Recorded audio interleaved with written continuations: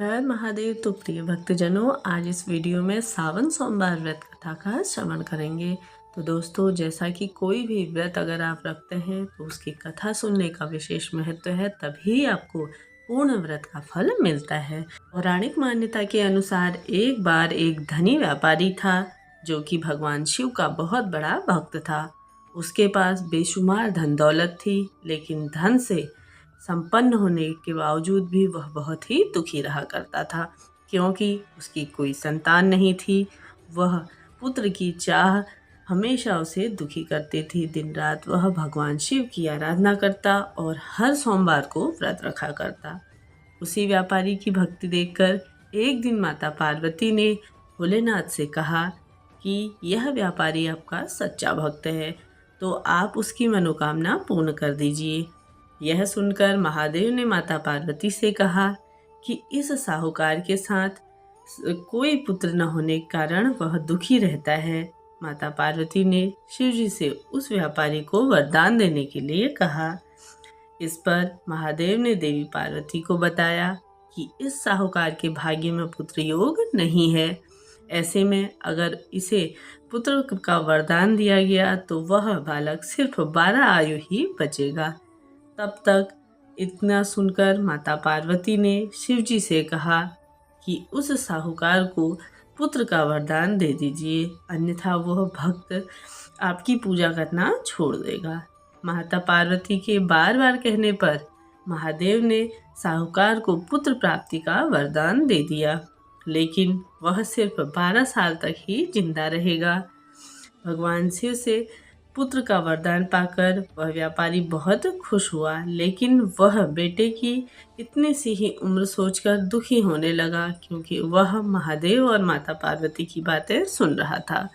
इसके बाद बेटे के जन्म के बाद भी वह व्यापारी रोजाना भोलेनाथ की पूजा अर्चना किया करता था और सोमवार का व्रत रखा करता था।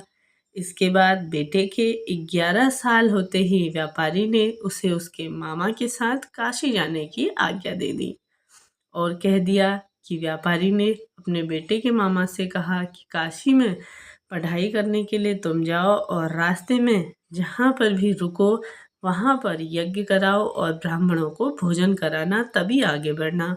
अभी वह अपने मामा के साथ चले गया। रास्ते में वह यही सब करवाते कर हुए चले गए, पर उसी रास्ते में एक राजकुमारी का विवाह हो रहा था।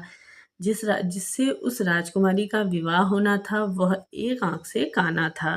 जब राजकुमार के पिता ने उस साहूकार के सुंदर बेटे को देखा तो सोचा क्यों न इसे ही घोड़ी पर बिठाकर इससे सारी रस्में करवा दूं, और इसके बाद उस लड़के और उसके मामा से बात करके कहा कि इसके बदले में तुम्हें खूब सारा धन दूंगा। यह सुनकर मामा जी भी राजी हो गए। इसके बाद साहूकार का बेटा विवाह के मंडप में बैठा और विवाह के सभी काम संपन्न हुए। तब जाने से पहले साहूकार के बेटे ने राजकुमारी की चुन्नी पर लिख दिया कि तुम्हारा विवाह मेरे साथ हुआ है, लेकिन जिसके साथ तुम्हें भेजेंगे वह एक आंख से काना है। इसके बाद साहूकार का बेटा अपने मामा के साथ काशी को चला गया। जब राजकुमारी ने अपनी चुनरी पर वह लिखा हुआ देखा तो उसने राजकुमार के साथ जाने से मना कर दिया। इसके बाद राजा ने अपनी पुत्री को बारात के साथ विदा नहीं किया।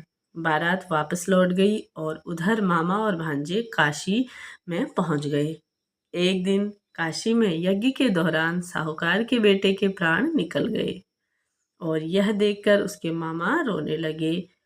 उस समय भगवान शिव से माता पार्वती ने पूछा कि प्रभु ये कौन रो रहा है।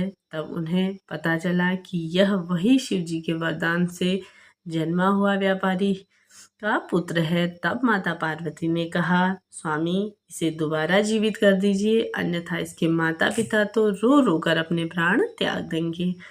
तब भगवान शिव ने बताया कि इसकी आयु इतनी ही है, लेकिन माता पार्वती के बार बार कहने पर शिव जी ने उसे फिर से जीवित कर दिया।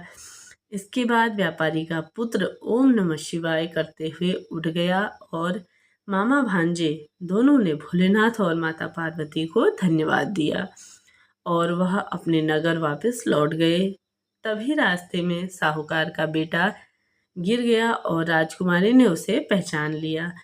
तब राजकुमारी के पिता ने साहूकार के बेटे का अपनी बेटी के साथ विवाह कराया और उसे खूब सारा धन धान्य दे करके विदा कराया। इसके बाद वो अपने गांव लौट गए और साहूकार अपने बेटे और बहू को देखकर अत्यधिक खुश हुआ। जैसा कि उसी रात साहूकार को स्वप्न में शिव जी के दर्शन हुए और कहा कि तुम्हारी पूजा से मैं प्रसन्न हूँ। तो इसी प्रकार से जो भी व्यक्ति इस कथा को पढ़ता है, सुनता है, उसकी सभी परेशानियाँ दूर होती हैं और साथ ही साथ जो भी अधूरे कार्य होते हैं वह पूर्ण हो जाते हैं। अब हम दूसरी कथा का श्रवण करेंगे। तो हर हर महादेव। एक समय की बात है, एक बार सावन के महीने में अनेक ऋषि क्षिप्रा नदी में स्नान कर रहे थे। उज्जैन के महाकाल शिव की अर्चना करने के हेतु एकत्रित हुए थे। वहाँ अभिमानी वैश्या भी अपने कुत्सित विचारों से ऋषियों को धर्मभ्रष्ट करने चल पड़ी, किंतु वहाँ पहुँचने पर ऋषियों के तब्बल के प्रभाव से उसके शरीर की सुगंध लुप्त हो गई। वह आश्चर्यचकित होकर अपने शरीर को देखने लगी। उसे लगा उसका सौंदर्य भी नष्ट हो गया है। उसकी बुद्धि परिवर्तित हो गई, उसका मन विषयों से हट गया और भक्ति मार्ग पर वह बढ़ने लगा। उसने अपने पापों के प्रायश्चित हेतु ऋषियों से उपाय पूछा। वे बोले, तुमने 16 श्रृंगारों के बल पर अनेक लोगों का धर्म भ्रष्ट किया है। इस पाप से बचने के लिए तुम 16 सोमवार व्रत करो और काशी में निवास करने वाले भगवान शिव का पूजन करो। वैश्या ने ऐसा ही किया और अपने पापों का प्रायश्चित कर शिवलोक को पहुंच गई। ऐसा माना जाता है कि 16 सोमवार व्रत या सावन का सोमवार व्रत करते हैं अगर कंवारी कन्याएं करती हैं तो उन्हें पति सुंदर मिलते हैं तथा पुरुषों से सुंदर पत्नी की प्राप्ति होती है। 12 महीनों में विशेष यह महीना श्रावण का मास महादेव की शिव पूजा के लिए सबसे विशेष माना गया है। देवताओं की पूजा का फल भी इसमें प्राप्त होता है। तो बोलिए हर हर महादेव।